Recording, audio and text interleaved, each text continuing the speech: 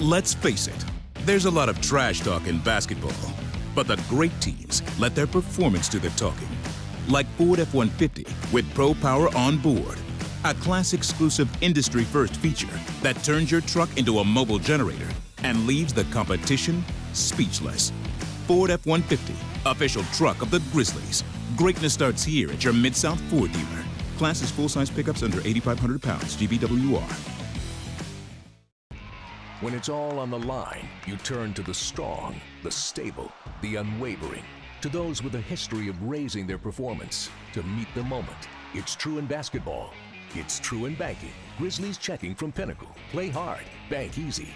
Open a Grizzlies checking account with at least $100 and a recurring direct deposit by August 31st. And you could receive a $200 direct deposit bonus into your account. Details at grizzliesbanking.com. Member FDIC.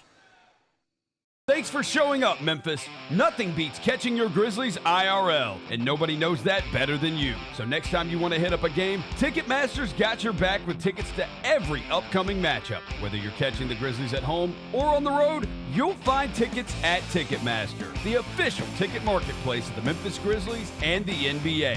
Keep putting that jersey collection to use and get Grizzlies tickets today. There's no better brag than saying you saw it live. See you courtside again soon, Memphis.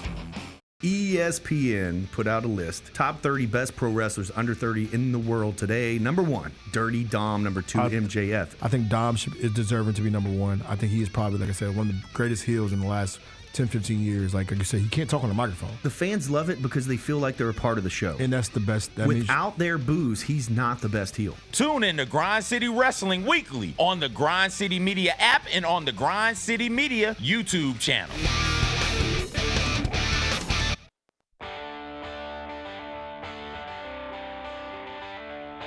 Live from the Built Ford Tough studio at FedEx Forum, it's the Gary Parrish Show, presented by Ortho South, on YouTube at Grind City Media and the official Grind City Media app. Now, here's your host, Gary Parrish.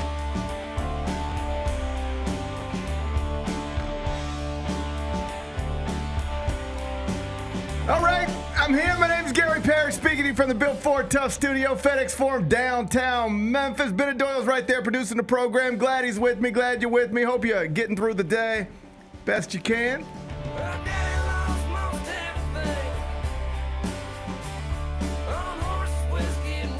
And I hope you listened to me yesterday when I was trying to calm Bennett down. He was concerned about the disappointing Kings. I tried to explain to him, sure, they have 3 players, all still somewhat in their primes, who were all-stars just 2 seasons ago. The only other franchise in the whole wide world that can say that about their roster is the reigning champs, the Boston Celtics. But it was kind of concerned. I said, don't be. That's the disappointing Kings. They need to look in the mirror. Grizzlies win again, even without the franchise point guard for the final minutes. Interesting night inside FedEx Forum. We'll talk about it momentarily. First, quickly, let me set today's schedule for you in the next segment, about 20 minutes. Jessica Benson's going to join me. You know her. She is the host of the Jessica Benson Show with CJ Hurt, weekdays, 8 a.m., Grind City Media. JB will be in here. She's going to sit in that chair. We'll do that in the next segment. When I finish talking to her, going to take a break, come back, do 5 more things you need to know. At which one we're going to discuss 5 previously undiscussed stories among them. Final score, Lions 34, Packers 31. I know we got a push, Bennett. I felt good about us last night. We identified funny business. Wait, we didn't get a push. It was 3.5, wasn't it? No, we had it at 3.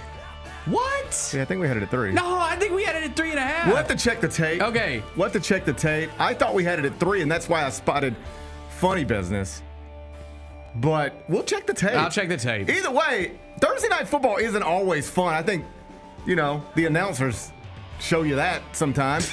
But it was a blast last night. Wake up, Al. It was a blast last night. Dan Campbell is something else, isn't he? Yeah, he's great. I love him. I think I love him too. Yeah. I think I would be frustrated by him if he were my coach, but I think from a distance, I like this guy. We'll discuss that we'll do it in 40 minutes. Former NFL coach Bill Belichick has reportedly interviewed at North Carolina. Strange development in coaching searches. We'll get into that in just a bit. George R.R. Martin says he doesn't know if he'll ever finish the Winds of Winter. Well, it seems like he should know that. Don't you think? I think so. I feel like that's something you should know if you're him. Come on, dude. Speaking of wake up. Perhaps a depressing development for Game of Thrones fans like Bennett. I'll ask him about it. We'll do that in the third segment. Penny Hardaway's Tigers going to be back on the court this weekend. We got some Red Wolves coming to town. Get you ready for that a little later on in the show. And the search continues for the CEO killer in New York. Folks are starting to raise their eyebrows at the estranged wife. Ooh. I'll get you updated on that story. We'll do it during a segment we call 5 More Things You Need to Know.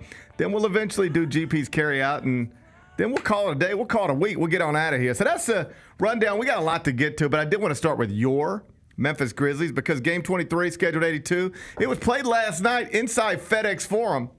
Heading in, Big Bet Bennett was worried, but I told you yesterday I wasn't afraid of the disappointing Kings. I ain't going to live my life in fear of the disappointing Kings. Turns out the Grizz can handle those dudes, and I knew this time yesterday. I don't think you did, but I tried to tell you. I think we all know it now. Turns out the Grizzlies can handle them dudes, the disappointing Kings, even when the franchise point guard is ejected in the fourth quarter. Final score, Grizzlies 115, Kings 110. Game was tied heading into the fourth. Ja Morant was removed during the fourth, precisely with 6:45 left. When the game restarted after Ja was removed, it was 98-98, less than 7 minutes to play. I think a lot of people assumed that could be a turning point in the game, and it was. But believe it or not a positive turning point for the disappointing Kings, because from that point forward, the Grizzlies outscored the Kings 17-12, and they won the game by 5. So now they're 15-8.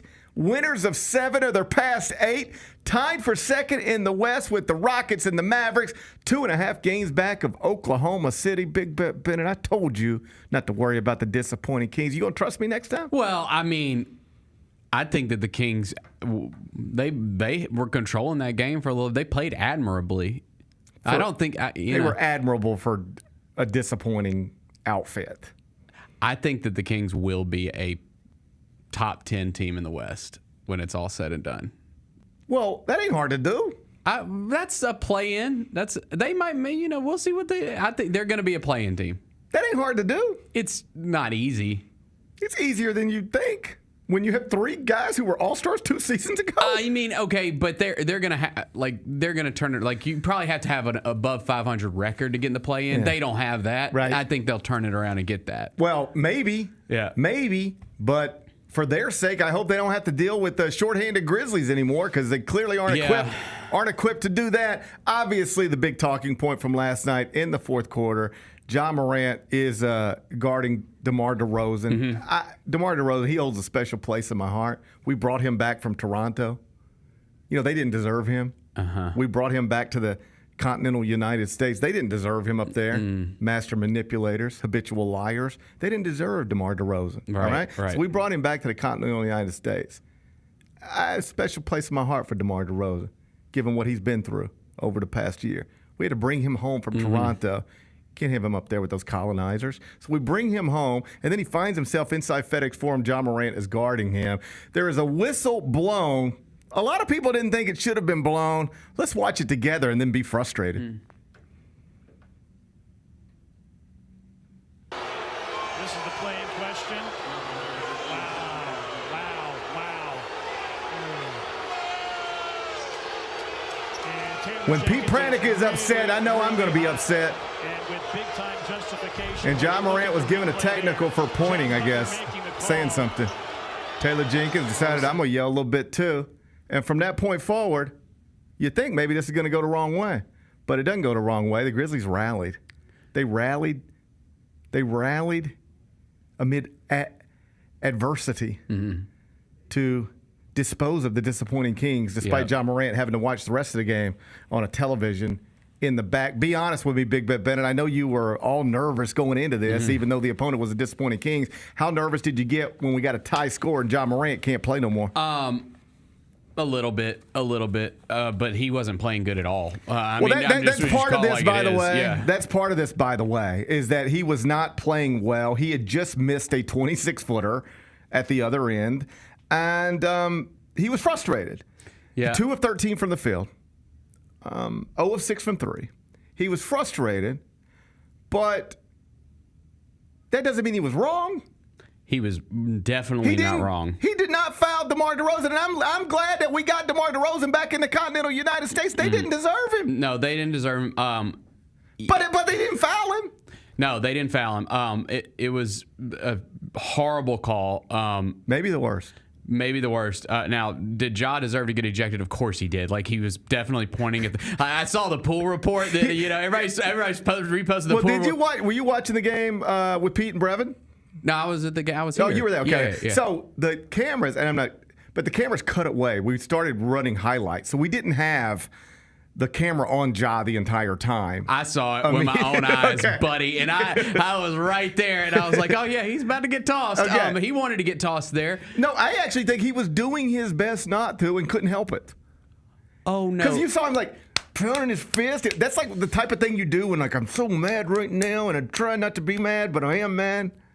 I agree with that. Okay. And then as he's walking towards the bench, he decides, F this. I'm cussing this dude out and pointing at him.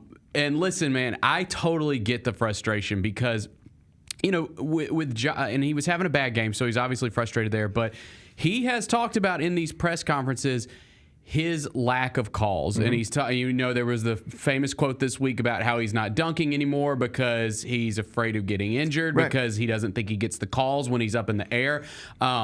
And so we know that one thing that Ja has done differently this year than he has in his whole career, besides the not dunking, is he's playing really good defense. Like he's trying. Yeah, he's really trying on the defensive end. And so to not give, first off, he doesn't get any calls on the offensive end when he thinks he's getting fouled, and then he plays great defense on DeMar DeRozan, and they call a foul there. I totally understand him getting pissed off about it. There was a stat floating around social media a couple days ago that illustrated in one of many ways how Ja is an improved on-ball defender.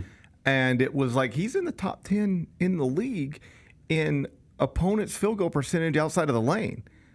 Like what he was doing with DeMar DeRozan there is what he's been doing this season. Yes. He's guarding people. Yes. So imagine how frustrated you would be. Put yourself in Ja Morant's shoes for a second. The Ja 2s. Okay? I need a pair. You can pick the colorway. I need a pair. You don't have any Ja's? I'm a big fan of the holiday season. Oh, yeah. And he's got some Christmas ones coming out. Those look pretty sharp. I've seen them. They have a Christmas tree on them. I like Christmas trees. I love Christmas trees. Live ones or fake ones? Well, I have a fake one. Oh, yeah. But that's because we get in the holiday season really early. Okay. Like as in November 1st. Okay. And so it's difficult to get the good live trees that early. So, yeah, we jump right in. Let me ask you a personal question. Yeah. Before we get back to this basketball nonsense. 'Cause I got a little thing going on at my house. The person I'm married to decided to buy a 12-foot skeleton for Halloween. Yeah, those are popular now. And put it right up in our front yard. Right. Big, tall skeleton. Looks like My kid loves those. Looks like Victor Wembanyama, but a skeleton. Like if Victor Wembanyama ever dies, and then his body decomposes, and all we have left is a skeleton, that's what it looks like in my front yard. Gotcha. All right. So I just assumed the whole time when Halloween was over, we'd get Wemby out of our front yard.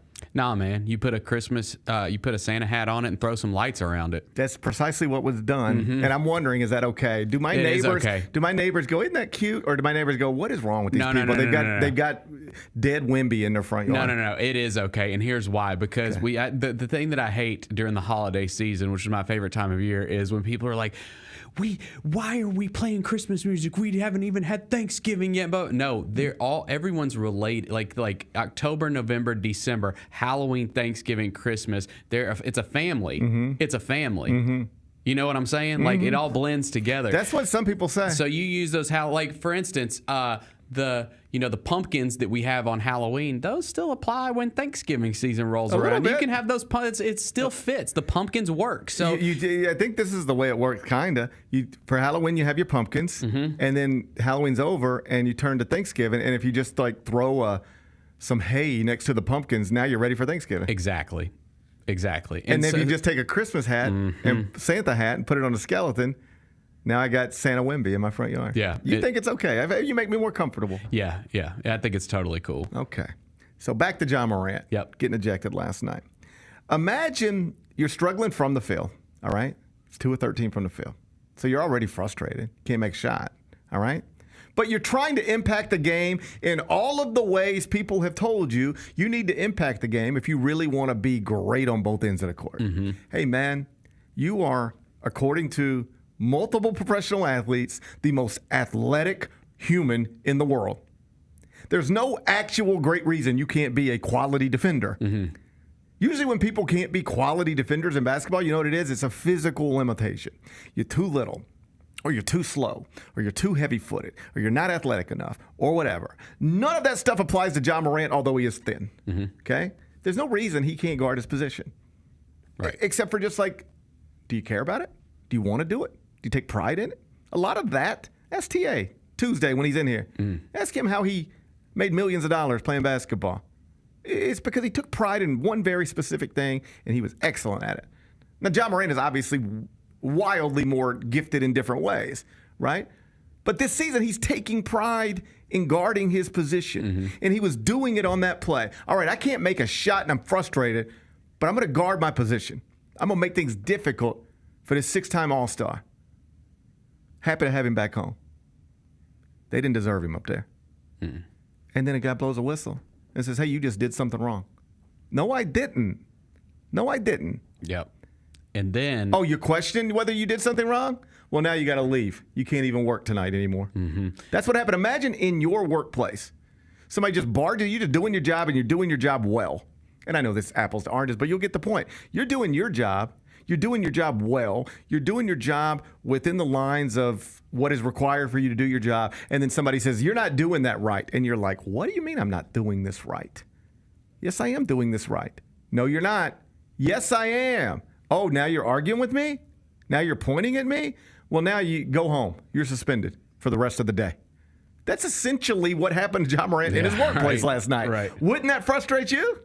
Yes, absolutely. And then to compound it all, and Eric said this he said that here's what's about to happen. He said this on the broadcast, and sure enough, it did. It gets all chaotic and everything. There's the ejection, there's the review, there's all that stuff. Taylor Jenkins is getting into it with the refs, and then what happens? That fourth quarter takes 45 minutes to freaking play because this is the second game in a row that the refs have just ruined a good NBA game because you have 3 quarters of competitive basketball. The fans are into it. It's fun. Teams are going back and forth. And then it just becomes into every single play. Whistle, whistle, whistle.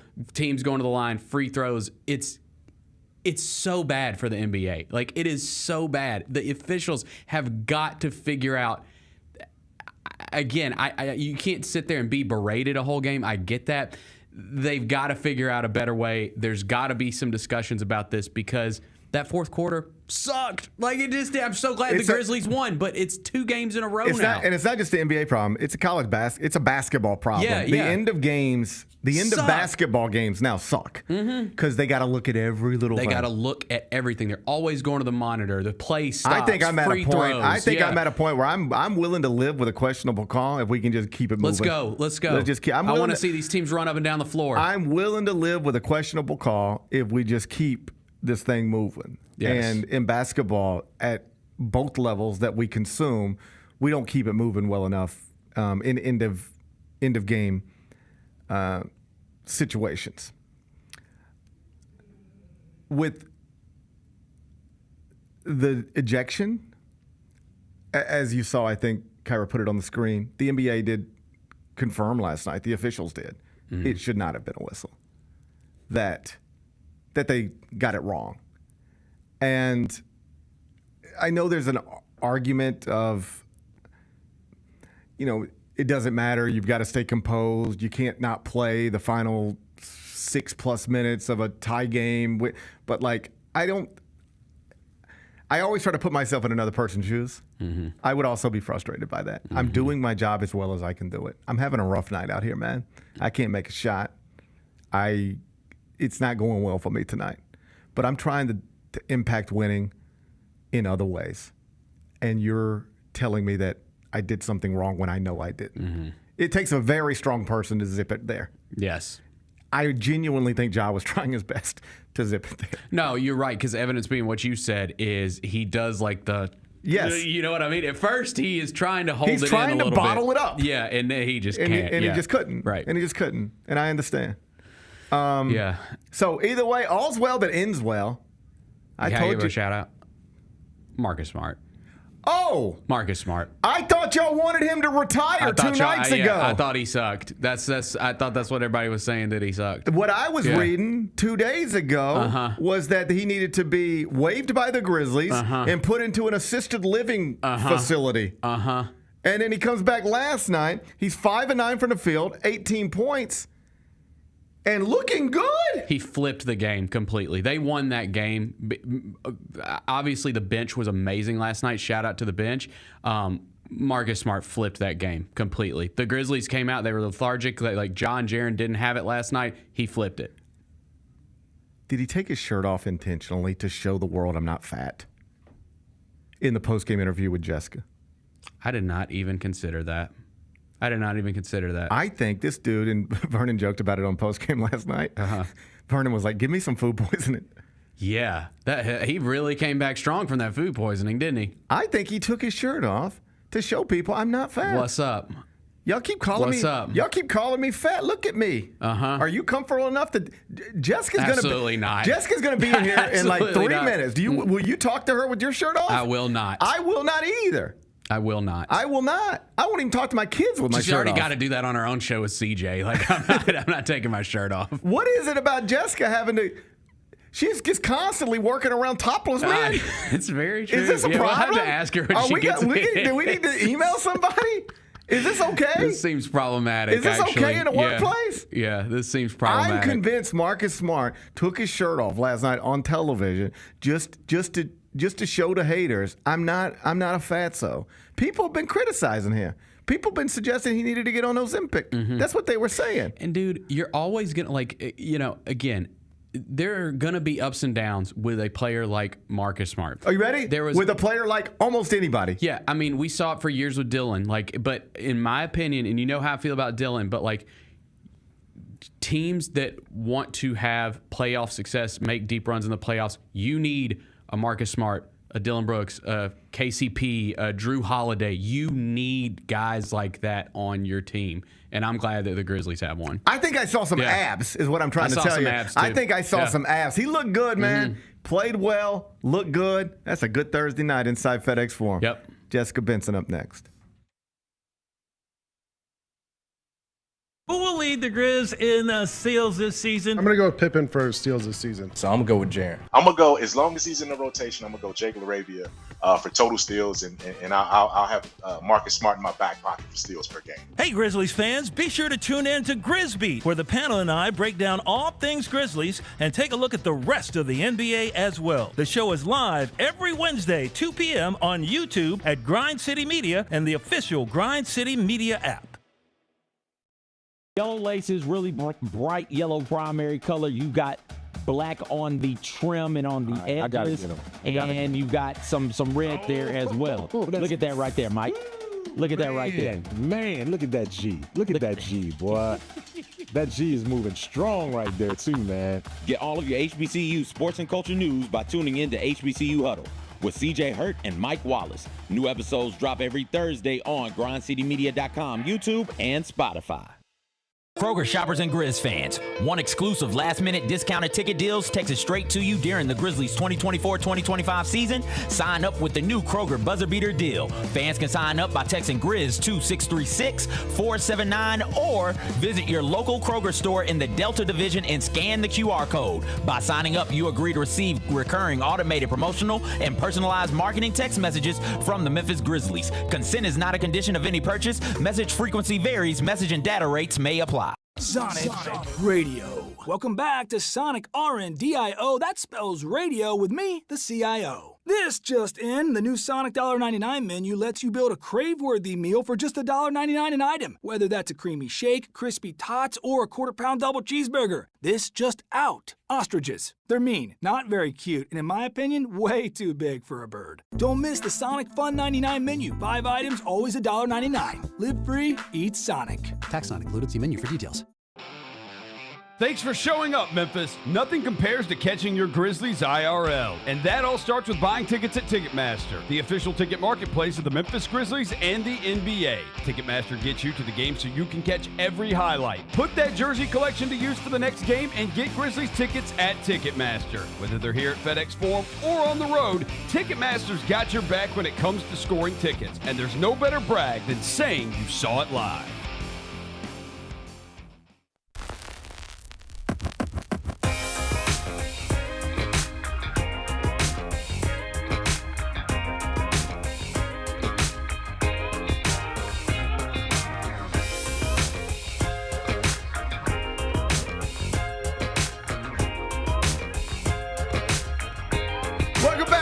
Gary Parrish Show, presented by Ortho Sound. We got a line forming outside FedEx Forum. I love it. I don't know that I would do that for anything. At this point in my life, I might do it for something free. Like, I have too many jobs to be doing silly stuff for free. If you told me I could get Beyonce tickets for free if I sat out overnight. They slept there. Yeah. The ones at the front of the line slept there. I went out, I put on my Capital J journalist hat and went out and spoke to the people. Some man on the street interviews this morning. Right. One was from Indianapolis. One was from Missouri. They go to all the shows. They are waiting for the posters. Billy Strings is who we're talking about. Sorry. Tonight and tomorrow night. Billy Strings playing 2 nights at FedEx Forum. I'm going tonight. I'm going tomorrow night. I can't wait. Look at Joe. They want the poster, and they want a good spot in the pit. Okay. And so they spent the night. And one of them went to the Grizzlies game last night, but left after the third quarter because he needed to get his spot in line, because originally security wouldn't let them start camping out until people were done, like, entering the game, the venue. And so he left after the third, and he was the first person in line. So he should get a poster and a good place in the pit. And the second the concert ends tonight, he will be sprinting out the doors to get back in line to do it again. What a life. I don't think I love anything that much. Chris did it at Syracuse for a couple Syracuse basketball games. We didn't do that at USC. We weren't committed enough for that cause. Yeah. You didn't have to do that at the Galen Center? No. Yeah. I'm trying to think of tickets that I really want right now. I did it for 1 versus 2. Memphis versus Tennessee here. Yeah. Did you have a tent?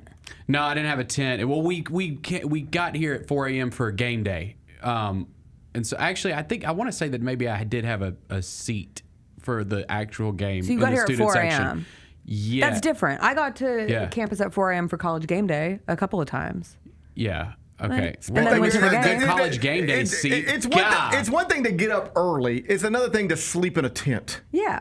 It's 20 degrees outside of Memphis. No, that's true. Yeah. It's freaking cold. The Beatles could be inside FedEx Forum tonight, all alive, and I'd be like, I'll pay $10,000 for a ticket, but I'm not sleeping in a tent. Not all of us have $10,000. Well, I don't mean it like that. What an elitist thing to say. $10. I'll pay the money. That's what I'm trying to say. But I can't sleep in a tent.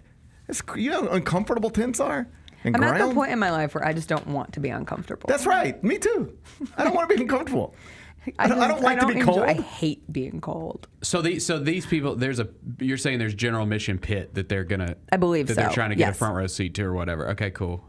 They are jamming with the bands, banding with the jam bands. I'm stoked. I can't wait. The only thing in my adult life, and by my adult life I mean like post 35. I don't feel like I was really an adult until like 35 up. But so I'm still not an adult. You're not there yet. Oh, that's exciting. You don't even know it. You don't even know you're not there yet. But you're not there yet. Okay. Bethpage Black, the famous course in New York. You know, they don't do. You weren't on camera. You weren't on camera. It is so wild. You could have gotten away with it. I know. Yeah, I wasn't going to do that. She literally talks into a microphone every day and gets in here and acts like she doesn't know. Okay, but to be fair, last night on the radio broadcast too, Bennett at one point he goes, "Hey, can you just put that a little bit closer to your mouth?" It's true. You should know how these work. You're not there. This is what I was trying to tell you about being an adult. I will be there. You're not there yet. This is what I'm trying to tell you. You're not there yet. Adults know how to talk straight into the microphone. Yes. You're not there yet. Bethpage Black, you don't get tea times. Okay. You have to show up. That's right. Right? And I was like, I'm willing to do that. I'm willing to Because we play Ryder Cups on this course, and it would be an experience. It'd be a story. You know how much I like to tell the same stories 40 times. I'd get a new one. Is that part of being an adult? Well, here's the thing I have realized about being an adult. You run out of new stories. Like in my early radio career, I had a new story every 2 days. I think you were out there living. I was out there. I don't live anymore. I don't Now do you're anything. just a hermit. I don't have any stories. Yeah, you're not sleeping on the ground outside FedEx Forum to wait for a Billy Strings concert. I used to go walk in studio and been like, had a great time at Barbecue Fest, slept on a picnic table Saturday night. Those were all real things. Yeah. Now my days are exactly the same. Now I'm like, oh, buddy, you ain't going to believe how this 7-year-old baseball tournament went in Tupelo. My stories aren't the same anymore. Did you ever, in your non-adult days, did you ever run a half marathon or a marathon or any sort of race? No, I'll drive one. I'll drive a marathon. I was looking for some advice. No, I don't have nervous. any. Don't do I'm going it. to Here's my Billy advice, Strings. don't do it. Who's but- making you do it? I always hear people question. like that. I got friends who like run and swim and climb stuff and whatever, and they're always like, Oh, I gotta go do this. It's like, you don't have to go do that. Yeah. Well, wait, what's the Well, at this point, I paid for it, but I could just say my money went to the Sweet Children of St. Jude, which is certainly enough. But then people donated to my run, so I've raised like $500. Now I have to run for the people who donated to my run. You did this to yourself. I did, and I have deep regrets. Yeah. But I'm going to Billy Strings, Yeah. and I'm allowing myself one beer. Do you think that's okay? Yes. I hope so. Yeah. Absolutely. Don't people Maybe do, two. Maybe two, maybe burn 4. that thing off in the first mile. It's not about burning it off. It's about not feeling like a giant POS when I wake up in the morning. Oh, man, you only live No, you once or feel twice, great. depending on who you talk to. It's going to be cold. Speaking of not enjoying being cold, I don't Yeah. even know what to wear right now. Why are you doing this? You know what? When are you doing this? Tomorrow. Tomorrow's race day. Okay, good. You know what I'm going to be doing tomorrow? Me and 22,000 people. Yeah. Well, you know what? Me and my kids probably. Sleeping. I'll be Or are like. you going to another baseball tournament? No, we're out It's of that over, right thank now. God. I'm just going to be warm in my home, relaxing. Congrats. Yeah, I'm looking forward to That it. sounds lovely. Not stressed out about it at all. That sounds lovely. I'm stressed out because my Achilles in the cold Yeah. gets a little extra tight. It's feeling a little creaky this Can you morning. imagine? Can you Don't imagine? say it. What? What are you going to say? I wasn't going to say that. Oh, okay. I'm not wishing Can you ill. imagine if you tore your other Achilles? No, running I would never say that. I That wouldn't would put that out suck. into the Yeah. world. Don't overcompensate when you're running. Thank you. Yeah, that's rule number one. Yeah. I think that's rule number one. Can you imagine? Like, your life is great. You walk dogs and stuff, you know? Yeah. And now you've created this whole stressful Thing. thing for yourself. You did this to Sure. yourself. I Nobody did do it made to you do myself. this. Oh, no. I did it to myself. Actually, if you Why are you want the putting yourself in these uncomfortable if you want situations? the full story, we had a friend. Our dear friend is a runner. He's one of those sickos who enjoys this thing. He keeps telling us, he's like, you're gonna see.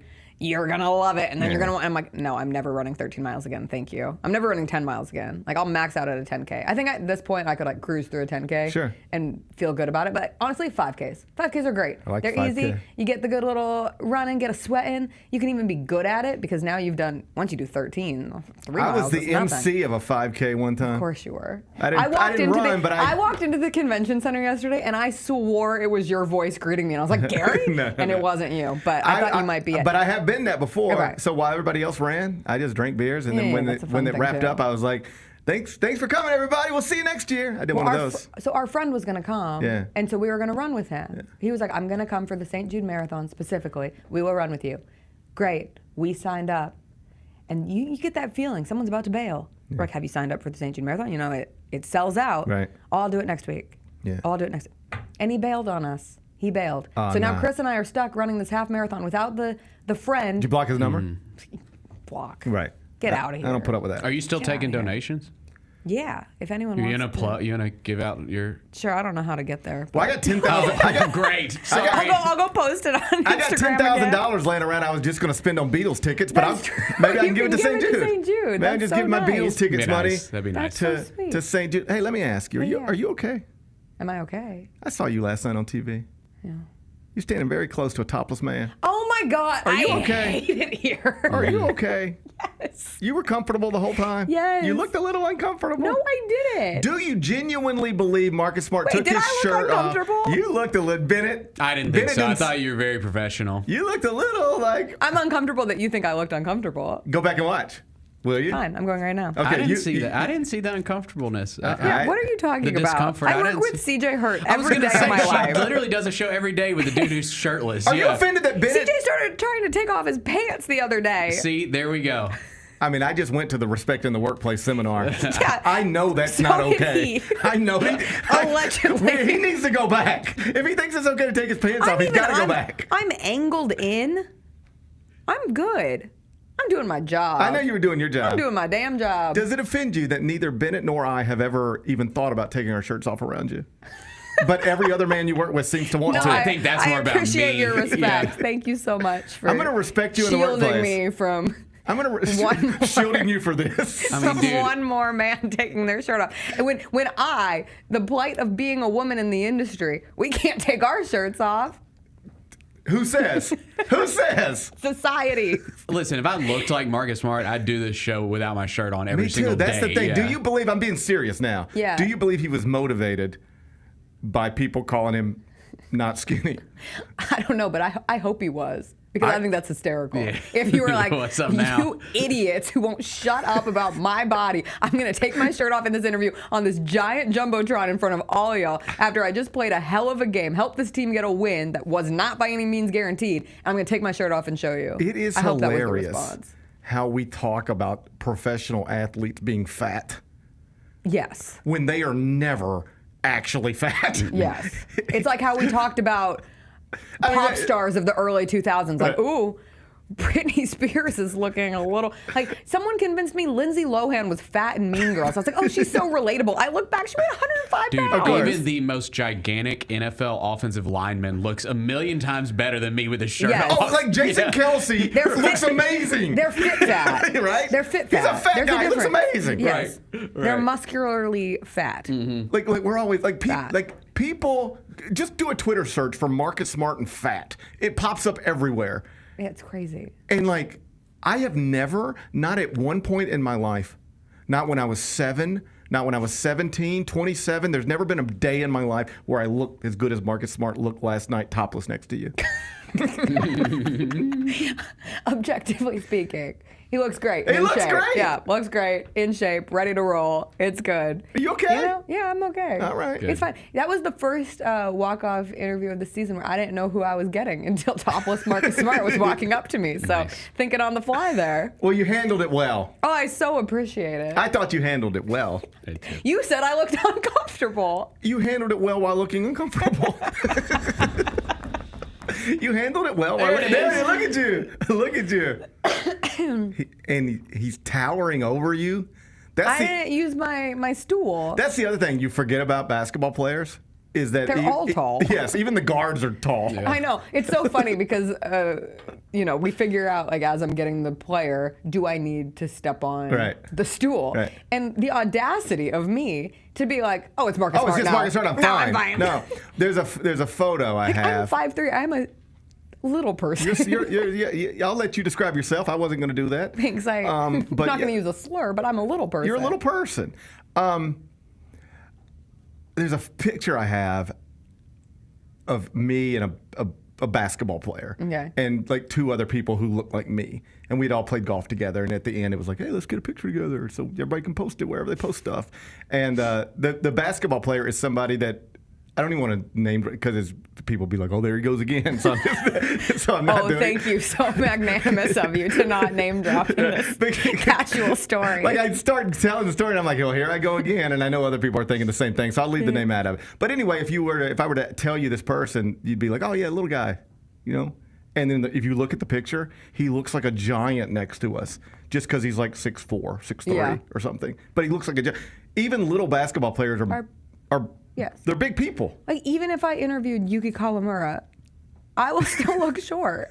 Like, that's just... I don't think that's If I correct. ever interview Yuki, I should step on the stool and be like, sup. To look down at him? Take your shirt This off. It is funny, though, because working in the sports space, like, if a player takes their shirt off, I don't think twice about it. In the moment. Right. Like, then after, you're like, oh... because then people make weird comments about it. But in the actual moment of it happening. Because you've been in locker rooms your whole life. Exactly. You're used to seeing people just walk around with no shirts on. Yes. Forever. Like, I hope it's clear I'm goofing around. I don't. No. I'm not really asking if you're okay. No. But my point is, how weird is it that we're all just okay? Like, it would never faze me for a moment. But if there was someone who has not been around sports, what if you took like an alien who has no idea in this world and like. You take Victor Wembanyama and make him a reporter for a day, dropped into Earth, is like, this is going to be your job for one day. Like, why the hell is this person taking their shirt off in this moment? He just had a jersey. I just saw him with clothes on his body. And now it's not. Think about this in any other setting. In any other profession. Literally any other thing. If you were in that room and Bennett was in this room and you said, hey, Bennett, come here. I got to talk to you for a second. And on his way to talk to you, he took his shirt off. It's an HR nightmare. He had his shirt on, but when he comes to talk to you, he takes his shirt off and then says, hey, what's up? I'm here. Yeah. But then I totally get it, because you want to know the first thing I want to do after I run my half marathon tomorrow? I want to get that sweaty shirt off. So you know what it's like to be a professional athlete. Now, my kind has to wear a sports bra. Sure. So we don't even get to like fully shed. We still have something sweaty and gross on our bodies. Yeah. That's just the way it is. I guess. You should fight for your rights. Have you ever thought about fighting for your rights? Yeah, we just lost an election for that. Yeah, never mind. Not so fast. This is not a good time for you to be fighting for your rights. The time. Let's put that off for about... I am fine with my rights. Don't come for me. 2028, you should start thinking about fighting for your rights again. All right. Let's give it. I'll dip a toe in the water. Let's give it 4 years. See if you can. I hope you make it to the other side. But eventually, you're gonna need to fight for your rights again. Okay. You got to get your rights back. I really do think he just wanted to show the world he's not fat. I really do think that was the. I really do think that was the deal. He just had a sweaty jersey. He played his ass off. He plays his Marcus Smart has never not had a sweaty jersey at the end of a basketball game, right? No one who played significant minutes has never not had a sweaty jersey, unless you have a sweat condition. He wanted the FanDuel Sports Network to know that I am not chubby. I am not chubby like you people are telling me. We do this with basketball players. We do it with Zion. We're constantly. I'm not calling Marcus Smart Zion. I know, but like, if you ever actually if Zion was just at the mall. Oh, he's a unit. But he's not fat. No. Like I am. No, that's my point. Like, he's big, but he's a unit. Right. Yeah. We do this. It's weird. And as a woman, as the only woman on Grind City Media airwaves, I hate that we do it, period. Like, women are more attuned to the effects of calling someone fat or being called fat or like dealing with body image issues. And we just so flippantly, and a lot of men just so flippantly throw it around for athletes. And like, it's gotta hurt. Of course it does. No one wants to be called fat. We just are like, ha ha ha. Oh, I could be on TV and say the best thing I've ever said. And someone calls you fat, the only thing you're thinking about for the rest of the day. And that's a real thing that happens. Yeah. It happened to Erin Andrews the other day. Did you see this? No. She was on whatever game she was on, and somebody tweeted. Why did I just say that like she died? No. Someone. That was a serious response. Erin Andrews is alive. Erin Andrews is wonderful. All right, she's wonderful. Yeah. Anyway, somebody's just watching a football game, and they decide to tweet and tag Erin Andrews, and it just says something along the lines of, Erin Andrews has gotten so old, you can now see the wrinkles in her face. It's time for Fox to hire a younger up-and-comer, right? This is Erin Andrews, by any standard, a beautiful woman. Right. And she's taking shit. And a beautiful woman just doing her job. And here's the other thing. It's like, and this is what you guys really have to deal with, you guys. Please tell me what us guys have to deal with. Nobody cares if I'm wrinkled on TV, right? Who looks older, me or Erin Andrews? But I've been called a lot of things on social media. Right. People don't comment on my wrinkles. No, but Erin Andrews has to. Right. The only way age is going to play a part is if you get to the point where you're like Al Michaels or Bob Costas, and you just don't have the enthusiasm for the game anymore, which is fair. Of course. No one's talking about Lee Corso's wrinkles on That's exactly College Game Day. Right. I mean, You're I talking do. about how I old do. he is, I but- actually do talk about Lee Corso's. I wish wrinkles. every old person had the chance to just, if they want to work, let them work until it ends. We're so mean to old people. We just put them out to pasture. We never want to see them, never want to look at them, never want to talk about aging. This is like one of my hottest takes. I have no issue with Lee Corso still being on College Game Day. Even when it makes me uncomfortable, I force myself to sit in the discomfort and be like, you know what, if he still wants to be doing this, if this brings him some joy at this point in his life, good for him. It makes me uncomfortable. Everyone else hates I don't it. like it. I am definitely in the minority. Like if Lee Corso were my father, I would wrap my arms around him and say, Dad, we can't do this anymore.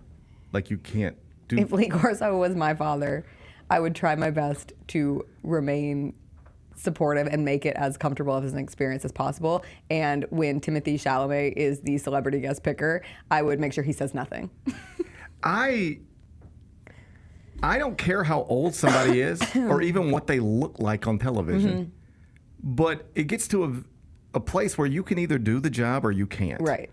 And But I they're say not this as asking him to do. This is my thing. they're with asking it. him to speak on He's like- television, and he he's like can't a do that anymore. mascot.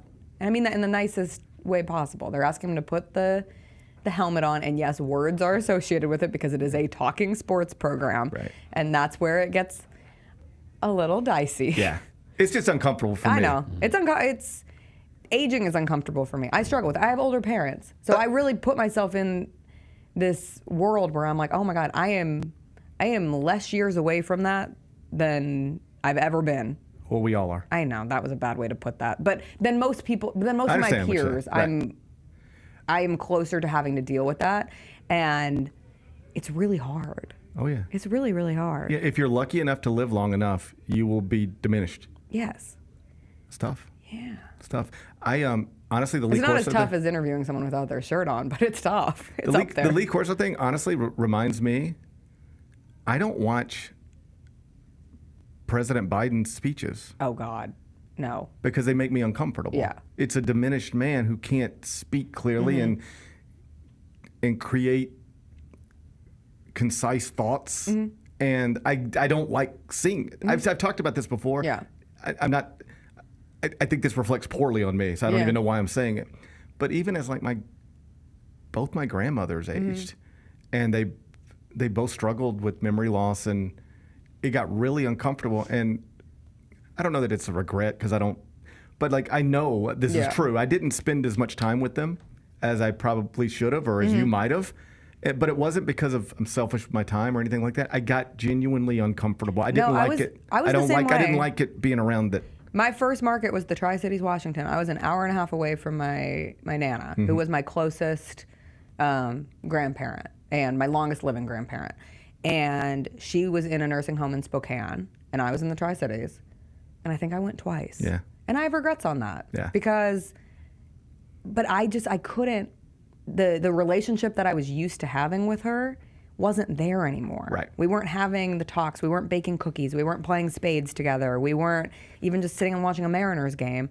I just couldn't really grasp. And I was so much younger at that time too. I would hope that I would be better about it now, but damn, it was not something I was proud of either. So I think that's a very common experience. Yeah, like I don't think I was friends with, but friendly with somebody who actually worked at the assisted living facility where my grandmother spent her final years, and I would see this person every once in a while. They're like, "You got to come sit," and I was like, Yeah. And it was just genuinely like, I don't like it. It's not fun for me. She doesn't really even know who I am. Right. And when we start talking, she would always, and this is just, memory loss. People, this is, I think, most families unfortunately have stories like this now, but if she were to ask, she would ask me about my high school girlfriend, but not my wife. My Nana would ask me about my mom, who would be my dad's second wife. There you go. And I was like, I don't love this, Nana. Yeah. Come on. Yeah. But that's not her fault. No. And then when I moved to Memphis, I was so far away, and then it's just on the phone, and it's even harder to have those conversations on the phone. So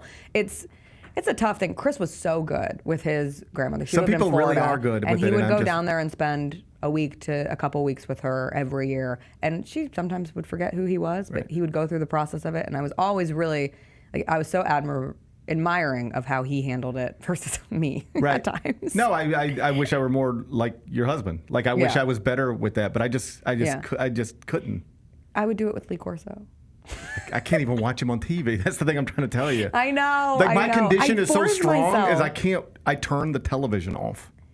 That's how I got with Biden's speeches. Yeah. And I would try. I would sit. I'm like, today is the day. I watched. I think it was after the debate. I was like, I cannot do this again. Like if President Biden were giving a speech today, and I happened to have my television on, and they were like, and we're going live to Washington now, President Biden about to speak, I would change the channel because I'm uncomfortable watching him attempt to do what he used to could do well, but can't do anymore. Wasn't it Warren Beatty who did the mishandle of the Oscars? Yes, he said that La La Land won, and it was actually Moonlight. Yeah. Like even in those moments, I'm like, oh my God. And I'm suddenly starting to realize that like my favorite celebrities are going to get to that point too. Like Jane Fonda, there's this clip recently of her just like eviscerating Bill Maher. And I'm like, yeah, Jane Fonda, like get him. You're in your upper 70s. She might be 80 at this point. But there's going to be a day where Jane Fonda can't go toe to toe anymore. And that hurts. That hurts me. Wait, speaking of College Game Day and celebrities, I thought that someone in the chat was joking. Timothy Chalamet is the guest picker on College Game. Oh, wait. Yeah, the reason I didn't respond to it is I was unaware of that information. I thought that was like Timothy a joke. Chalamet is the celebrity guest picker for College Game Day. What? Lisan Al-Gaib. That's pretty cool. It's maybe their biggest celebrity guest picker in years. From a standpoint of like most universally famous person and someone who is at the peak of their career, that's pretty high. I know he's trying to promote the Bob Dylan movie that he's in. Bob Dylan gave his stamp. He said he did a good job. I saw it. It was pretty cool. They just did a Timothy Chalamet lookalike contest. That was a whole story. Now we're getting a lookalike contest. Is he still dating Kylie? I don't know. So. I haven't seen the two of them together. I don't think so. The big breakup was a reported breakup this week was Barry and Sabrina Carpenter. Ouch. They say he might have both of those. They said he might have cheated. What an idiot. Oh, that would hurt. I don't know. Did you see the woman he might have cheated with? No, I didn't. Well, you should, before you start calling him an idiot, you might need to Google that. Okay? You might need to check out her Instagram. Wait, I think they're still together. Kylie and Timothy? Kylie and Timmy? Yeah, although this something says that there's red flags. Yeah, of course there's red flags. There's always red flags. Yeah. Oh, she kind of looks like Sabrina Carpenter. So what, like, maybe he just got confused. Is it possible my buddy just got confused? Like Lee Corso? Yes. This guy just got confused. I hate it here. Maybe he just got a little confused. Sabrina Carpenter, though. Might be a fumble. It might be a fumble. I'll give you that. Yeah, it is. I really like Sabrina Carpenter. I say this. I have no idea. Sabrina Carpenter, who knows how she is in real life? I have no clue. I'm like, she seems like a cool girl because of the meticulously calculated image that she and her PR team have come up with. She's one of the few who can play both sides. Jane Fonda will turn 87 on December 21st. How about that? Oh, no. How about that? Sabrina Carpenter is one of the few people who can play both sides. She can go open up for Taylor Swift and then do a Skims ad, and everything's cool. She can do both sides. She can do everything. She did that. She opens for Taylor Swift and she does a Skims ad. She can be with Kim and with Taylor, and everybody's happy with it. Okay. That's a real skill. You don't think that's a skill? I guess. These people hate each other, but they both like me. Yeah. That's a skill. That's true. Yeah. I'm trying to think of other people like that. Not Drake. Certainly not Drake. Certainly not Drake. Certainly not. All right, I'm sure you got dogs to walk. I do. Hey. Got dogs to walk, and I've got some pre-half marathon acupuncture. How about that? Where do you get that done at? Oh, the coolest place in Memphis, Dr. Lee's office. Where is that? It's on Highland, like right off Highland and Poplar.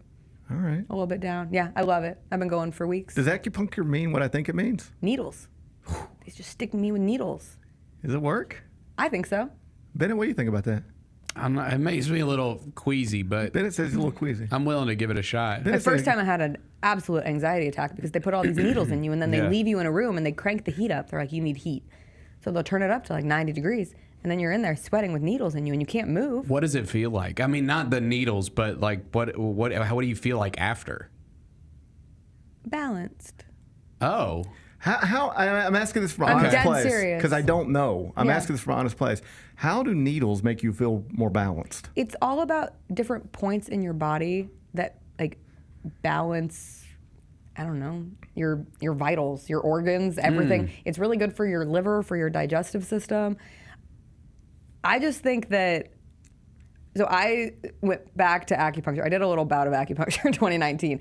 Then I started having this like weird back pain. That's for anyone who saw my great colonoscopy video. That was part of the reason why I went and got a I know, just dropping the colonoscopy terms here on the show. But I was trying to treat this back pain. And so I did some like physical therapy, but then they also recommended acupuncture. And so I don't know if it was just the physical therapy or if it was also the acupuncture or if it was just the acupuncture and not the physical therapy. I don't have back pain anymore. So it's all gone away. Hey, let's give the needles credit. I like going, but it's a rich person activity. I don't have enough money to go regularly. I go like once every 2 weeks. There's always another dog to walk. I'm going and walking 2 right now. It's so cold. It's the worst time to walk dogs. Actually, I have 3. We have 1 staying with us, and then I go walk my regulars. It's a wild life you're living. Woof, woof. That's Jessica Benson, host of the Jessica Benson Show with CJ Hurt. She'll be back in studio Monday. 8 o'clock. I'll see you later, all right? I'll see you Monday. Good luck in your marathon. It's a half, but thank you. Yeah, but I consider it a full. Oh, that's so nice. It's a full to me. It's in a full your to heart? me. In my heart, it's a full. Thank you. Enjoy your marathon, whatever distance it might be. Thank you. Hey, Thursday Night Football was a blast last night. You've been coughing for 2 years. Do you know that? Do you know that about yourself? The acupuncture is working on it. You are constantly coughing. I don't know if you know this. I lost my voice. I still have not fully gotten my voice back from But the this whole has been going on for a laryngitis while. situation. You might need to. I've got a cough. Like, I think maybe instead of going and I've see gone to all the doctors. There's nothing your wrong little with voodoo me. doctor, instead of going to see your little voodoo doctor, Don't tease your next segment. maybe you should go to an actual doctor and see why you can't stop coughing. I've got dogs to walk and coughs to cough. Let me go. All right. Thursday Night Football was a blast. We'll talk about that next. There was a tweet from NBA G League that Cam Spencer was, quote, unconscious. Cam Spencer had 51 points on 75% shooting. The Grizzlies front office ability to find talent late in the draft continues to be a massive positive for this team. Tune in to the Jessica Benson Show with CJ Hurt live every weekday at 8 a.m. on YouTube at Grind City Media and the official Grind City Media app. Yellow laces, really bright yellow primary color. You got black on the trim and on the edges. I gotta get 'em. And you've got some red there as well. Look at that right there, Mike. Look at that right there. Man, look at that G. Look at that G, boy. That G is moving strong right there, too, man. Get all of your HBCU sports and culture news by tuning in to HBCU Huddle with CJ Hurt and Mike Wallace. New episodes drop every Thursday on grindcitymedia.com, YouTube, and Spotify. Can't wait. It's time to get it popping. It's going to be crazy. The fans are going to be loud. We need just energy. We're going to need, the forum rocking. We're going to need, everybody in Memphis to be out there to come to support. When the fans are good, we're good. Simple as that. A Bane 3, yes sir! Desmond Bane with ice water in his veins. We'll ride the energy together. Anticipate each challenge. Make a quick response. Capitalize on every opportunity. And win. Greatness won't wait.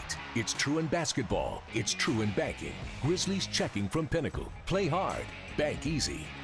Open a Grizzlies checking account with at least $100 and a recurring direct deposit by August 31st. And you could receive a $200 direct deposit bonus into your account. Details at grizzliesbanking.com. Member FDIC.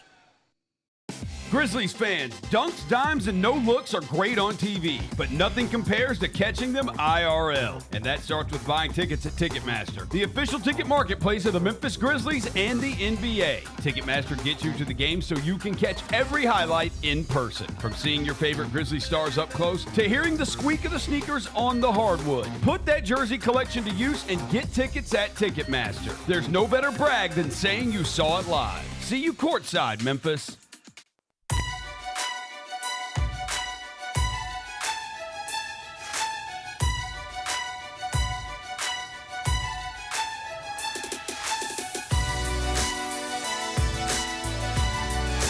Orthopedic injuries can be unpredictable, unforeseen, and unscheduled, and Ortho South understands this better than anyone. Since your injuries don't make appointments, you don't need to either, and that's because Ortho South welcomes walk-ins during the weekdays, in the evenings, and even on Saturdays. So next time an unforeseen injury makes an unscheduled appearance in your life, visit orthosouth.org to find your nearest urgent care location. Just walk in, and Ortho South will take care of everything, especially you. Learn more.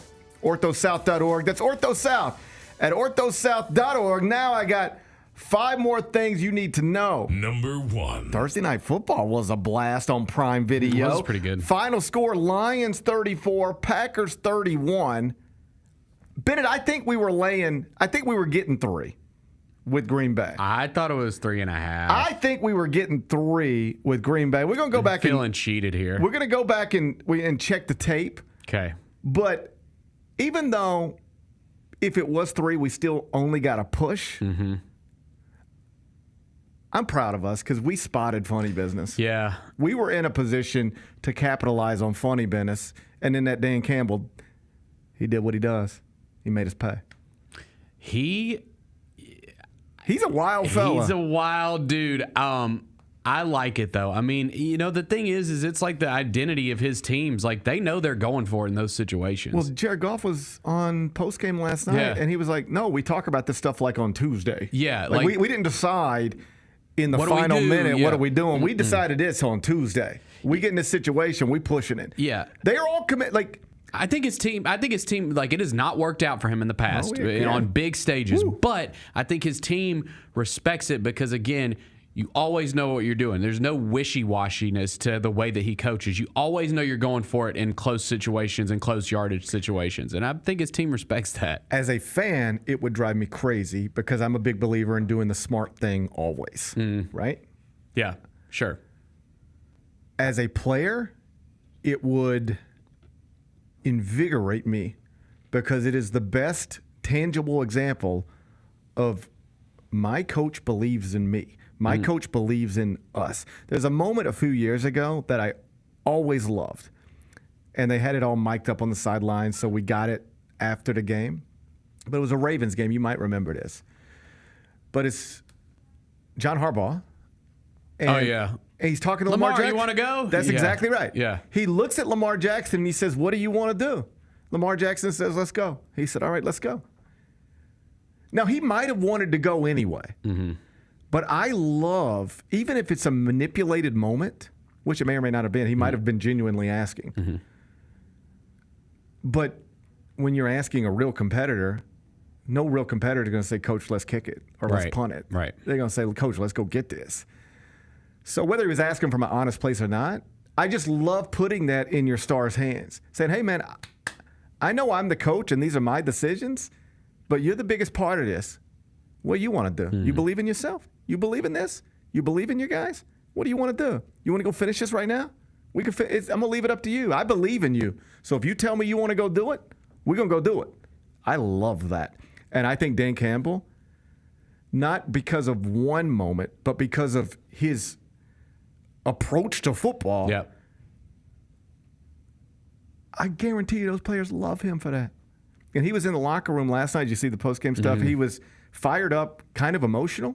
And I think because on some level, he voluntarily put himself in a situation where if this doesn't go well, he is getting murdered all day today, all night last night, and all day today. In Detroit, but all around the country. There ain't nothing we care about more in sports in this country than the NFL. And he would have been the A block everywhere today. It was crazy to go for that when they went for that. If that would not have worked, he would have been held up as the biggest idiot on the planet. And so for that reason, if I were him, I would not have done that.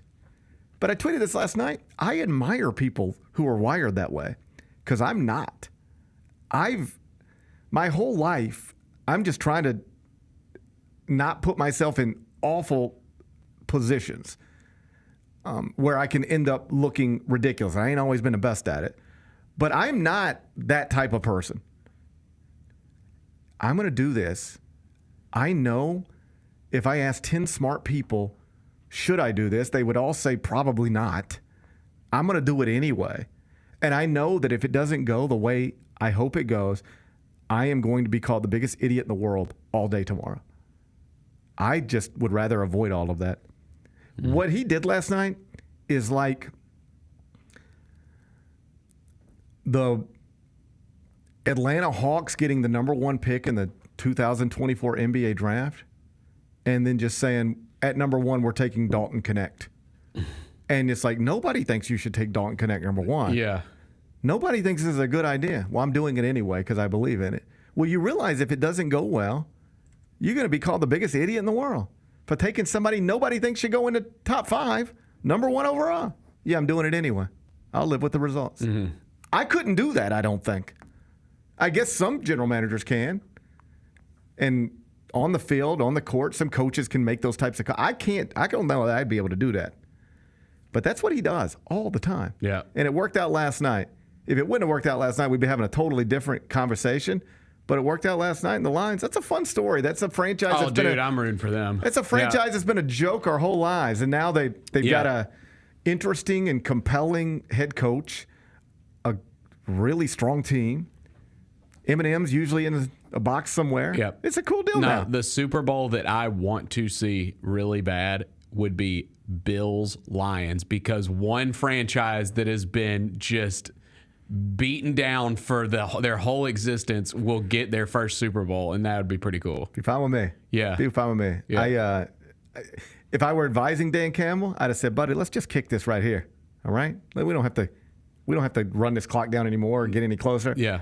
But he's true to himself. It worked out for him. It hasn't always. It probably won't always. But it did last night, so it was a good Thursday night for him. Number 2. Bill Belichick. So what's going on with Bill? Well, he's interviewed at North Carolina and reportedly Why? He wants to be their football coach. That's random. It is. As hell. It is. Now, there's a lot of different opinions out there about this. One is he doesn't really want to be the head coach at North Carolina, but he wants to send a message to NFL. I'm back. Yeah. NFL. He wants to send a message to the world. I'm back. NFL franchises. If you don't come talk to me, I'll go do this. Mm-hmm. So there's that sentiment. The other sentiment is he might really want to just coach college football because he doesn't think he can get back in the NFL. You know, I mean, we know that him and Saban are pretty tight. I wonder, I'm not saying they're cut from the same cloth, but I wonder if it's one of those things that's like, you know, I've never really done this. I could do it. Do you know what I mean? Do you think he could do it? It is a totally different deal. It's totally different. You know, you have to be I think he has to be in a situation with great NIL because I don't think recruiting's going to be his strong suit necessarily. Like, he's not going to want to do that. I don't think so. I think you're going to want to be somewhere where you can build a roster through NIL and just get all the guys you need. That's the only way you can build a roster now. Well, that's true. Recruiting in the traditional sense is done unless the money is roughly in the same ballpark. Now we're down to relationships and playing time and stuff like that. Like, but outside of that, it's money. I don't think Bill Belichick's going to go sit in that many living rooms. Yeah. Is what I'm saying. You know what I mean? I mean, 72 years old. Right. Because this is, you know, everybody's got their jokes. Oh, Bill Belichick trying to get on a college campus because he's got the young girlfriend now. Oh, yeah, that's right. He's dating a 24-year-old, which... Good for him. It's weird. Sure, but, I mean, he ain't doing nothing illegal. That's true, Bennett. But would you if you were 72 date a 24-year-old? No. I couldn't. Just because you know how... Well, I mean, I don't know. I have never been 72. I've never been 72 either. I don't know. I think if I was... how about this? I got no issues with a 72-year-old man being into whatever he's into. Uh-huh. But I wouldn't want the whole world looking at me like, yo, man. What are you doing there? What are you doing? What are you doing? You're like 50 years older than this woman. Yeah. What are you doing? Yeah. I just think once you... I got it. I wouldn't want I got people looking at me in enough ways already. I don't need that one added to the thing. But, like, there's people got their jokes. Would that, if you were North Carolina, would just the odd nature of that relationship work against Bill Belichick? I don't think so. I don't think so either. I don't think so. Most smart football people think North Carolina would be foolish to do this. That's what I gather from reading yesterday. Okay. On the other hand, this guy is widely regarded as one of the great football coaches of all time, maybe the GOAT. Yep. If he wants your job and you're North Carolina, do you really just say, no, buddy?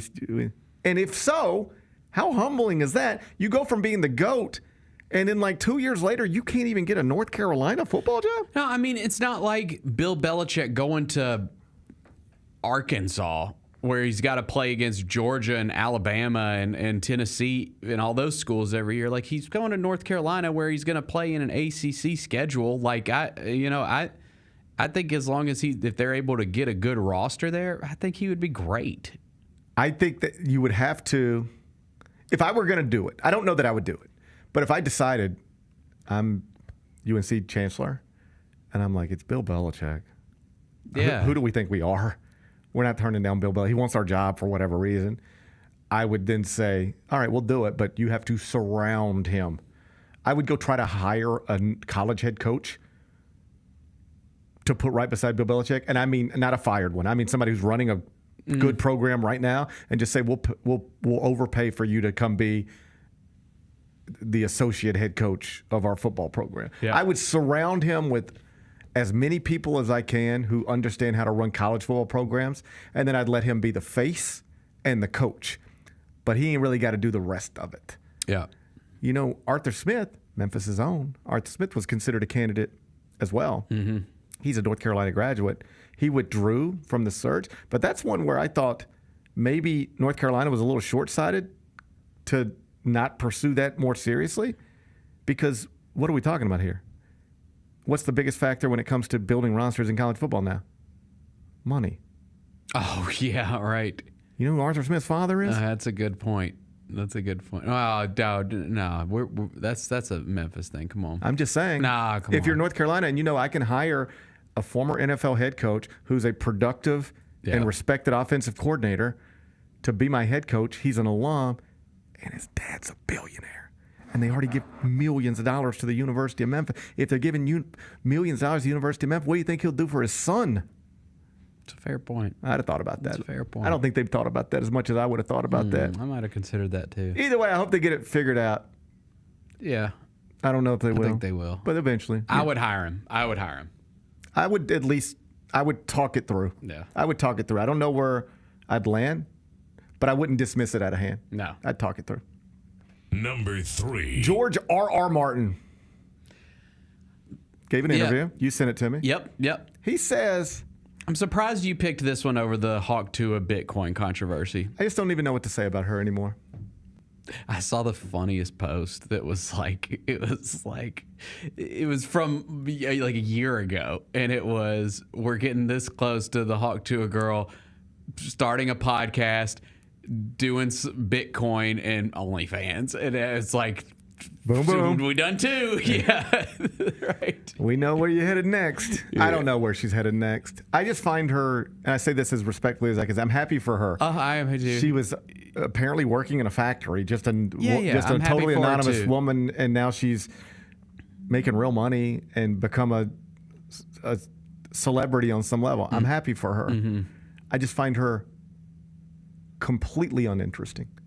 And I say this as somebody who should be interested in this type of person, given my, Yeah, I got you. Google searches. I got you. This is right up my alley. And I just have never heard her say one interesting or funny thing since the very first thing we ever heard her say. That was legitimately funny off the cuff. It was. A moment. And I have never heard her say anything interesting or funny since then. Yeah, I mean, like, I can't fault her for, like, you try to capitalize off a moment, and right? she is capitalizing. And she is. Well, now she's in trouble, but that's a whole nother deal. Yeah. Yeah, apparently what she was doing with, like, this, it ain't all above board. I'm not sure she knew that, but she clearly got into business with the wrong people. Are you telling me you think it's possible Hawk Tua girl was unfamiliar with... I'm unfamiliar. With cryptocurrency? Hold up. Are you suggesting it's possible Hawk Tua girl didn't know what she was getting into as it pertains to crypto? I'm suggesting, yeah. Well, it's not a shocking development. It's not that shocking. I'm happy for her. Sure, me too. But I just don't find her that interesting. Careful, yeah. I just haven't really found her that interesting. All right, so good. I'm glad you picked this one. So I went with George R.R. Martin. I hate those R's. I hate that too. That's not a real name. Get dude. over yourself. Yeah, you're George R. Martin. Or George Martin. Yeah. Well, isn't he who's the former? Who's George Martin? I don't know. Well, isn't there a famous George Martin that I'm not thinking of? Yeah, there is a George Martin, Sir George Martin. Who's that? Who's an English record producer. Oh, yeah. Oh, yeah, the Beatles. Beatles, right, yeah, of course. Yeah. That's okay. So that's why he's George R. Martin. Same reason Michael B. Jordan. Right. But it ain't Michael B. Jordan. Yeah. What's the RR? What does that even mean? I got some guesses. Okay. I can't say them. Okay. All right. I don't. Over my head. I don't get it. I can't play with them. Okay. Gotcha. I hate those R's. Why can't this guy just finish his stupid story? Isn't that the reason we got a terrible Game of Thrones ending? Because this dude can't finish his story? It is. It's very annoying. And it's like he has all these different passions and he wants to be a producer and everything like that. And I totally get it. But, man, he's been working on this book for over 10 years. And I don't think he works hard.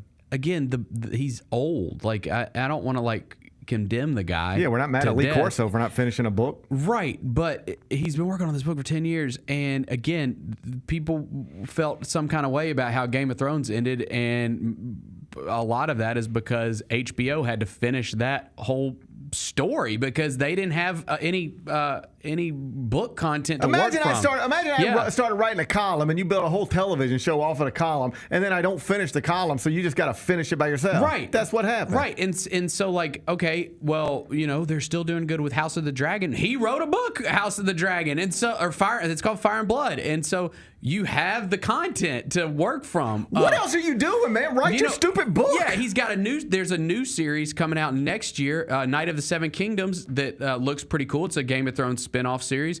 Well, he wrote a book. So you got the content to work with. What's wrong with this guy? I just don't understand why he can't finish this book. I mean, I love the books. I would love to be able to read it. Whatever happened to finish what you started?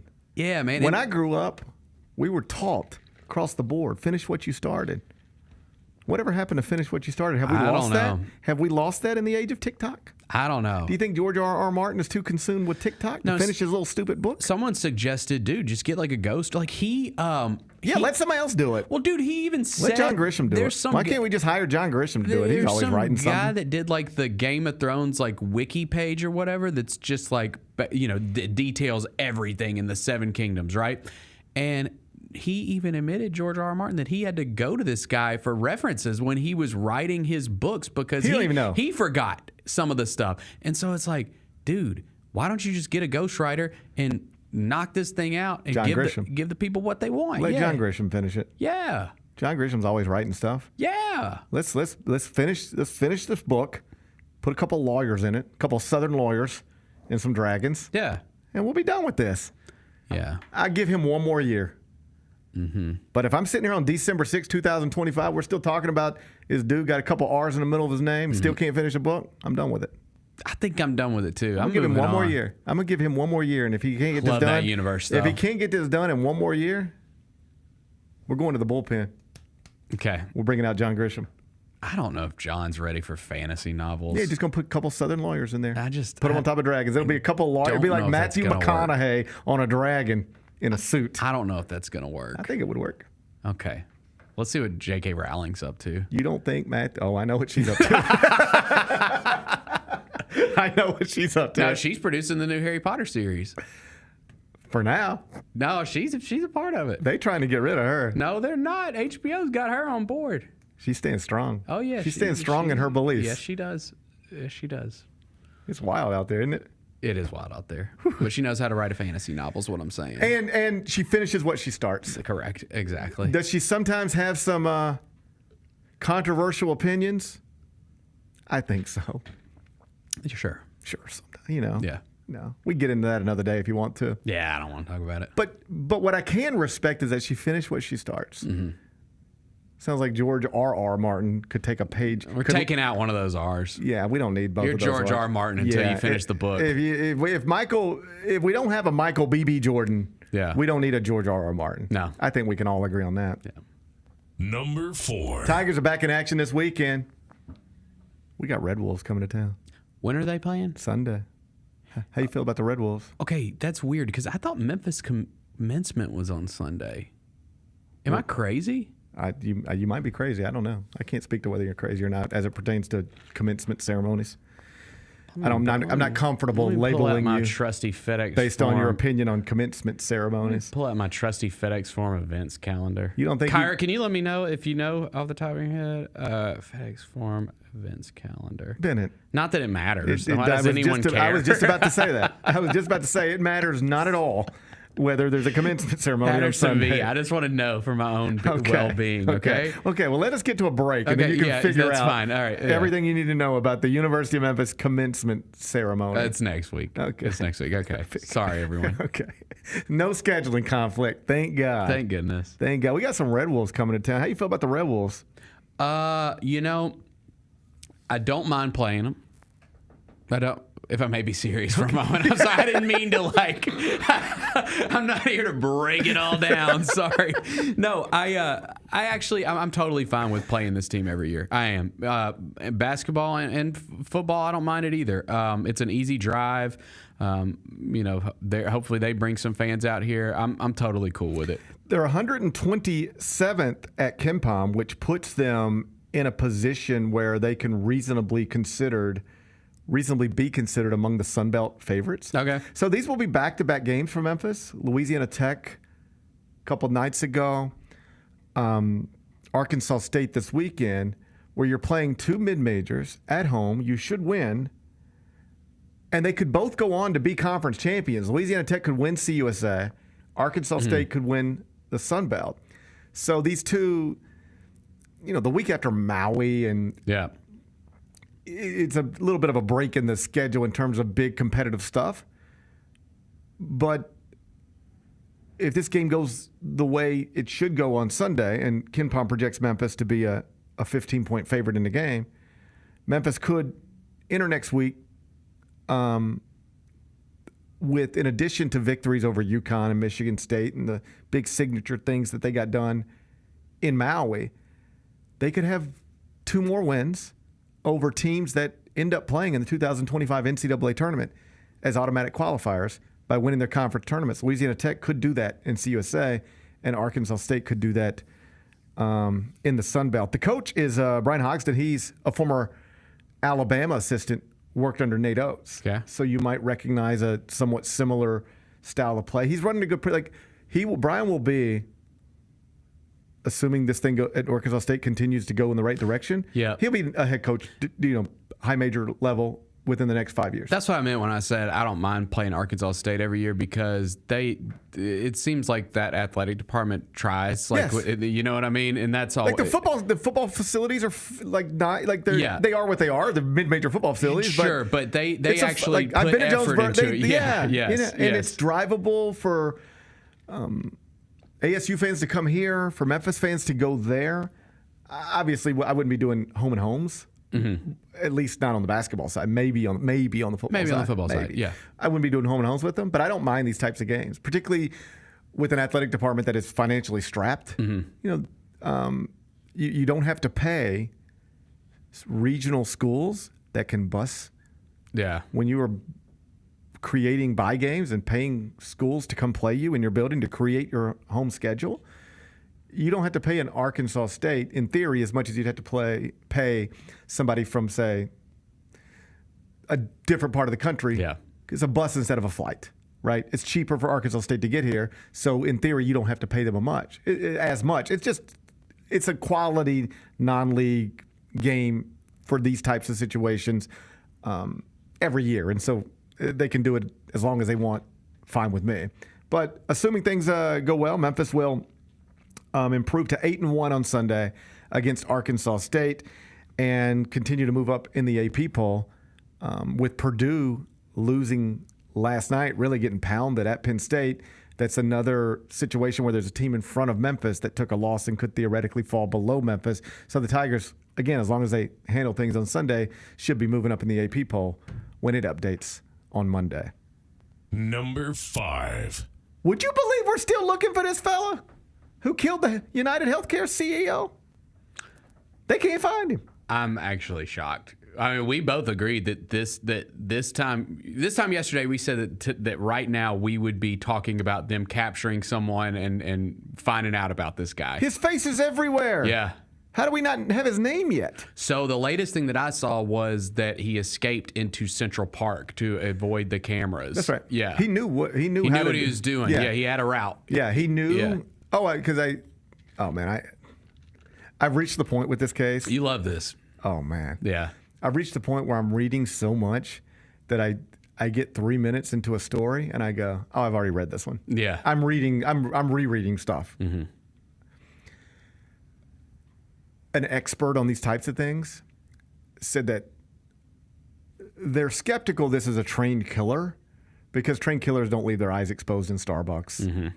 And you saw the clear picture they have of him at the hostel. Mm-hmm.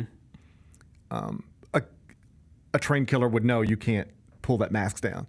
Did you hear the story behind it? Mm-mm. The woman who works at the hostel, he was in a mask talking to her. Okay. He checked in under a fake ID. Mm-hmm. And at some point, she was flirting with him. That's why he had the big smile on his face. Yes. And just like every other stupid man in the world, all we need to kill ourselves is some woman flirting with us. Yeah. This dude's out there about to kill a CEO. He's been going out of his way to protect his face from cameras, and all it takes is one woman kind of being flirty with him. And he's like, to look show at her me, that look at smile. me. Yep. Aren't we stupid? Yeah. Yeah, we're dumb. The dumbest. Yeah. Dumb. We don't know how to act. Mm-mm. When this guy gets caught, it will in part be because somebody flirted with him. Yep, that's true. And he let his guard down. I don't know if he's getting caught, GP. Your face can't be all over the world and we not find you eventually. I don't know, man. So I would have thought they would have caught him by now. What's going on? We can't find that woman from Hawaii. We can't find this fella. We can't find nobody no Evan more. makes a good point. The dude was pretty handsome. If they do catch him, it's going to be one of those. guy. It's going to be one of those. I Like noticed he's going to be that too. I didn't wanna famous say it. as hell. I didn't want to Yes. say it. He's a good-looking guy. Yeah. Like a good-looking killer. Yeah. I don't know that it matters. No, like I don't know that you care whether your murderers are attractive or not. Right. But that's an attractive murderer, alleged killer. Yeah, who's my guy? Like, who's my famous serial killer? Not Jeffrey Dahmer. Jeffrey Dahmer, not good looking. No, it's who was the not Ed Gein either. He was ugly. Who was the attractive serial killer? I've never been attracted to a serial killer. Hang on. I don't think I've. Ted Bundy. Ted Bundy, a good looking dude? He was extremely good looking. That's how he was able to lure his victims because the women were attracted to him. Okay, let me look at it. Ted Bundy is a good looking guy. Yeah. Okay, I see that. Ted Bundy looks a little bit like Seth Davis. Yeah, I agree. He looks a lot like Seth Davis. Seth we Davis ever seen them in a room together? What if Seth Davis is Ted Bundy? Mm-hmm. Wouldn't that be wild? No, he's not. I know he's not. But Seth's a good looking guy. So is Ted Bundy. Yep. All right. I don't know that you care whether your murderers are attractive or not, but this fella who's accused of killing Brian Thompson, United Healthcare CEO, good looking guy. Yeah. You see what they're doing now, though. What's going on?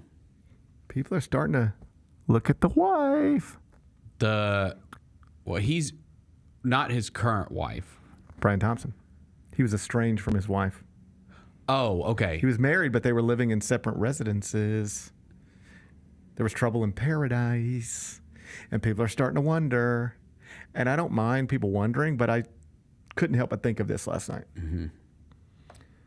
We had a high-profile murder in this city a few years ago. Oh, I know what you're talking about. Yep. And Facebook had the husband charged, convicted, and life in prison in a matter of like 5 hours. You're right. And it couldn't have been further from the truth. Couldn't have been further from the truth. Mm-hmm. Can you imagine what it was like for that man? And I don't know him. Yep. But can you imagine what it was like for that man? You just lost your wife. Your children just lost their mother. And you can't get on social media without people suggesting you did it. Right. And I'm not even talking about anonymous. There are people I know Yes. who were under their real name on Facebook saying the husband did it. It's open and shut case. Mm-hmm. They'll have him by tonight. He had nothing to do with it. Right. In reality, it was just a convicted felon who'd been released from prison, who saw a young woman jogging and kidnapped her and killed her. Mm-hmm. It had nothing to do with the husband. But that didn't stop social media from convicting the husband. I cannot imagine what that must be like. Right. Just because you have possible turmoil in your marriage doesn't mean you want the mother or the father of your children to die. Right. And so this all popped in my head last night as I'm watching this happen. That's a good point. It is true that Brian Thompson and his wife were estranged. That does not mean she had him killed. Right. And unless you've got more than just the they hunch. happen to not live in the same house, yeah, then what are we? That seems wildly reckless. Yeah, I completely agree. I completely agree with that. So, I don't know.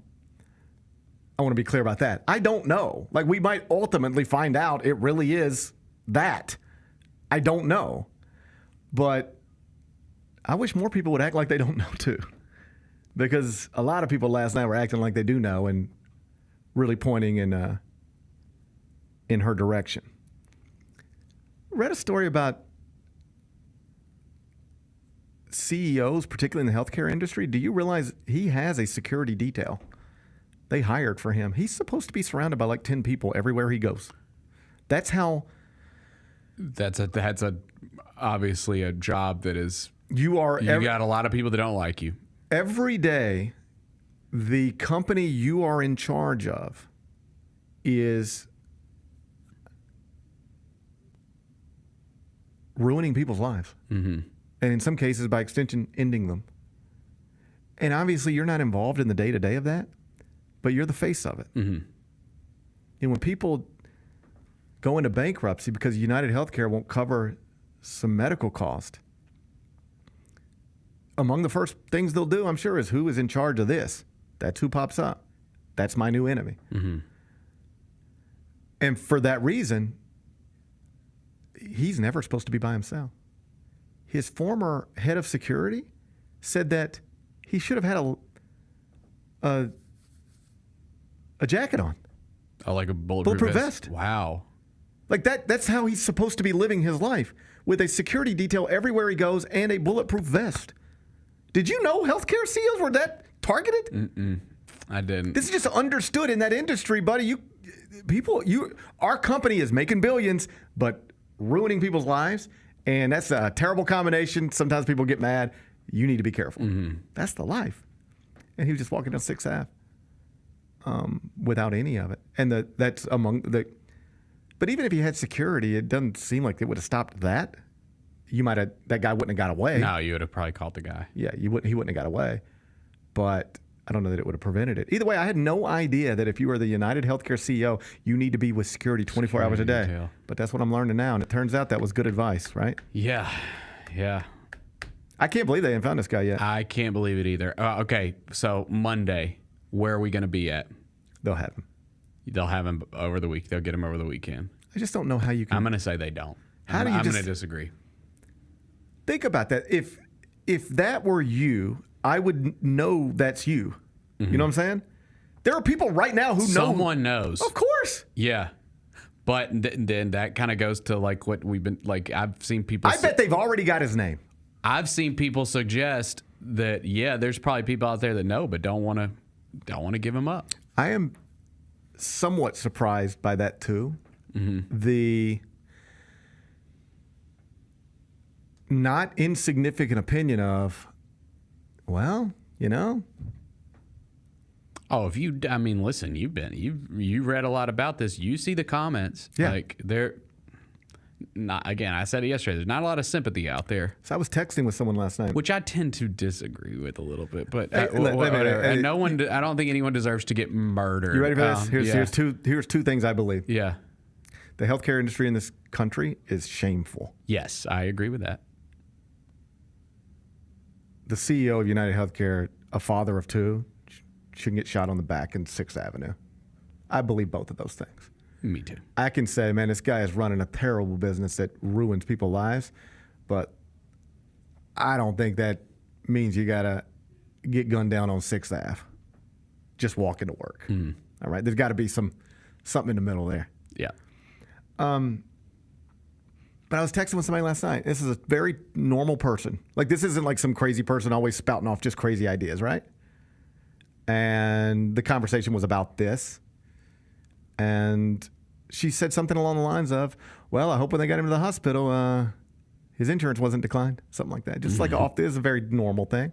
But I was like, if that's where her head's at, there's a lot of people's heads that are there. This is not a callous person.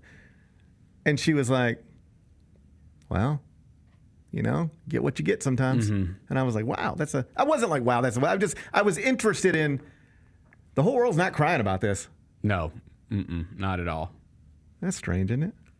Or maybe not. And maybe not. I mean, there's a million stories out there that people have about, like you said, feeling like they've been screwed over. And in a lot of cases, being screwed over. Oh, yeah. Because of that, yeah. No, yeah, that company ruins people's lives. Yeah. It ruined it every day. Somebody's life is turned upside down because of what that company decides it will not do. And did you see, and then we'll move on and get out of here. Okay. Did you see the other health insurance company? I can't remember which one. But it was the New York City, anesthesia. Yeah, this was in New York City too, I believe. So they had announced that they were going to stop covering anesthesia in procedures if the procedure lasts too long or longer than they think it should last or something like that. Yeah. And this was like this little controversial thing in this part of the world, but most of us didn't know anything about it. But then this other healthcare CEO gets murdered. People start to think maybe treating people poorly led to his demise. And they came out yesterday and were like, hey, we're not really doing that. Everybody calm down. You don't have to shoot us. We're not really going to do that. Well, so you've already seen one healthcare corporation reverse course on a possible policy change because of what happened in New York a couple of mornings ago. Wild out there. Yeah. Keep trying to tell you. It's wild out there. I think they catch this guy by Monday. I'm going to say they don't. It's like somebody knows who that is. There's somebody out there who saw that picture pop up on their phone and went, oh, that's Billy. Somebody did that. Yeah. I'm just going to trust that we can catch Billy. Okay. I think we're going to find him. Okay. Dead or alive.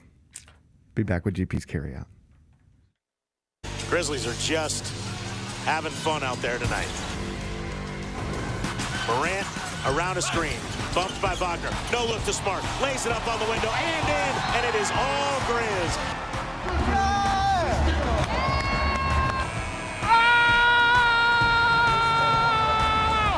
The Grizzlies have the fans on their feet at FedEx Forum.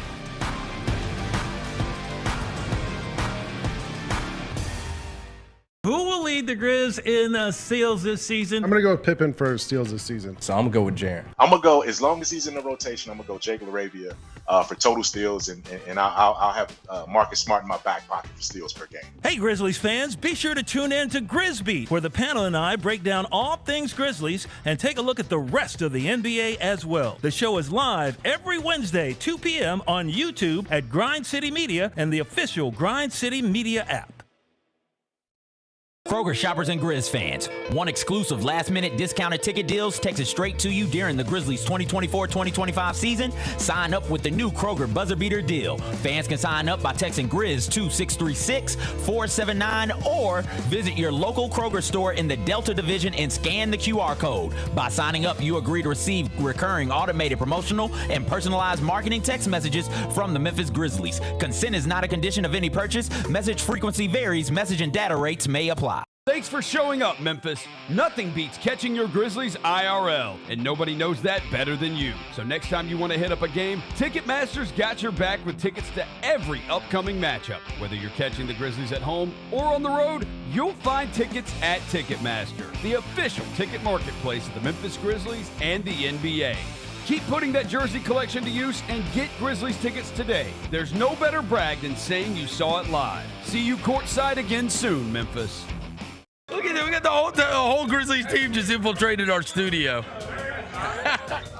Santi Aldama's in the house. Look at everybody. The whole Grizzlies team. Look at Zach Edey's in the house. John Morant's in the house. Say hello. Say hello. Yo. The Chris Vernon Show, live on weekdays at noon on YouTube at Grind City Media and the official Grind City Media app.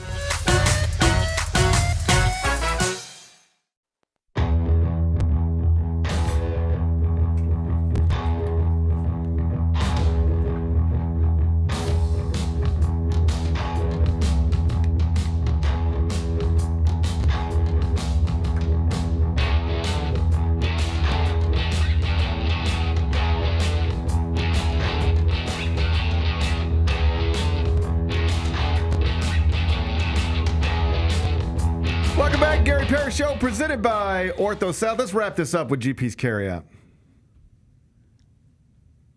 It's time for GP's Carryout. One final segment filled with stuff to take with you.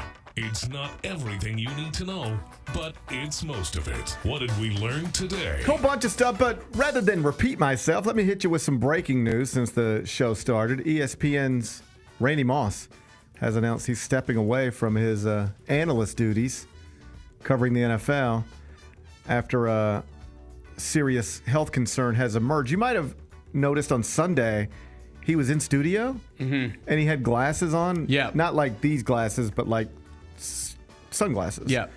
And it didn't get too specific, nor does he have to. None of my business. But made it clear, like, I'm wearing glasses on set today, and it's not because I'm trying to look cool. It's because, I've got got something going on, and, if you got prayers for me, we'll take them. And within the past hour and a half, he has announced that he's taking a leave from ESPN to deal with this condition. So, obviously, thoughts with him. People like Randy Moss. I love Randy Moss. I was so bummed at how his short tenure went with the Titans. It's one of those, it's kind of the same thing with DeAndre Hopkins. Like when those guys signed with the Titans, I was like, oh man, let's go. Like, this is so awesome. And there are some people who think there's never been anybody that runs routes and catches balls better than him. Man, he was amazing. He was fun to watch. He was amazing. Yeah. And he's great as an analyst too. I think so too. Yeah. He's good, and he's not one of those former professional athletes who's just always saying wild things to try to get attention. Like, he's pretty reserved and he's just good. And best I can tell, people enjoy Randy Moss. And this is what we talk about sometimes. I try to remind myself of this. Like, any day you ain't dealing with something terrible is a pretty good day, right? Mm-hmm. We're always we're all gonna get to these bad places. Mm-hmm. If we're lucky enough to live long enough, we're all gonna get to these bad places. And we just hope our health insurance isn't declined, right? But you just try to put the bad places off as long as you can. And a reminder of that, you never know, is here's Randy Moss having to step away from his job because of a serious health concern. Oh, by the way, it's disclosed publicly yesterday for the first time. Adrian Wojnarowski. Oh, yeah, I saw diagnosed that too. with cancer. Yep. Back in March, and at least played a role in him stepping away from ESPN. So thoughts with Randy Moss, that's what I'm trying to say. And if you are lucky enough to not be battling a serious health issue right now, consider yourself lucky, because not everybody is. What's today's biggest game? All right, Big Bet Bennett. What's up? I'm going to take you to the NBA. Okay. And we're going to go to ESPN. 6:30 tip. Oh, it's a game between two teams some people thought could maybe meet in the Eastern Conference Finals, and I guess somebody probably still thinks that somewhere, but it's less clear than it might have been in another time, particularly a time when the Bucks went out and acquired Damian Lillard. That was at least one coach ago. We're doing it in TD Garden night. It's the Bucks and the Celtics. Boston minus 8.5. Your total's 227.5. How you going to act? Damn, that's a tough one. This is a tough one. I think I'll take... Bucks are 11-10 overall. Yeah. But they are 1, 2, 3, 4, 5, 6, 7-1 in their past 8, just like the Grizzlies. I think I'll take the Bucks to cover. You think that number's too big? Yeah. I'll take the Bucks to cover. Big Bet Bennett said he's taking Milwaukee plus the 8.5 at TD Garden tonight. Tip 6:30. It's on ESPN. What are we watching on TV? SmackDown. Yep. Returns tonight. Yeah, it does. First time after War Games last weekend where LA Knight lost his title. He's expected to return to the microphone tonight. Oh, great. To properly explain his next course of action, whether he will go after Shinsuke or pursue other challenges throughout the company. What do you think's next for LA Knight? Do you even care? I think probably he will not pursue a rematch. I believe he will pursue because he's chicken, or they want to push him into like more main event type status.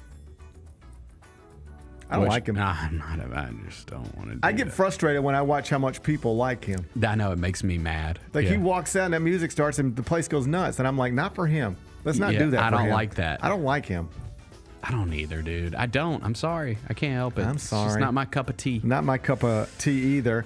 We got to figure out what's going on with Cody Rhodes and Kevin Owens. They still hate each other. Do they?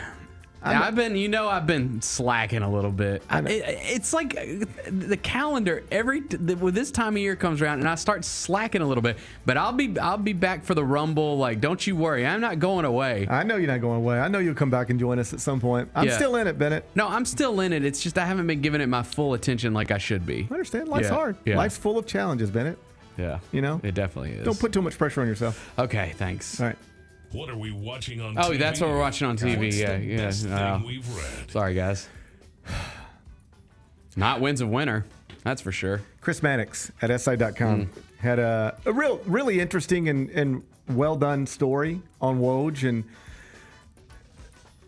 obviously the story of leaving ESPN for St. Bonaventure has been told multiple times by now. But yesterday was the first time the cancer diagnosis was ever a part of the story. So if you haven't read that yet, I thought it was great. Mannix and Woj used to work together. They're close friends. And so he trusted Chris to handle that story, and I thought he handled it well. Really good job. If you haven't checked it out yet, you can find it SI.com. What's on tap next week? Well, I just realized this. What? We get the Celtics tomorrow night. They're on the second night of a back-to-back. I know. I think, okay, I was wrong about... That's a scheduling advantage. I was wrong about my prediction yesterday. I said that either Ja or Jaren is going to get the best of Sabonis or De'Aaron Fox. And the Grizzlies won, but both of those players for the Kings played better than Ja and Jaren. So, fine. I was wrong there. Let me make another prediction real quick.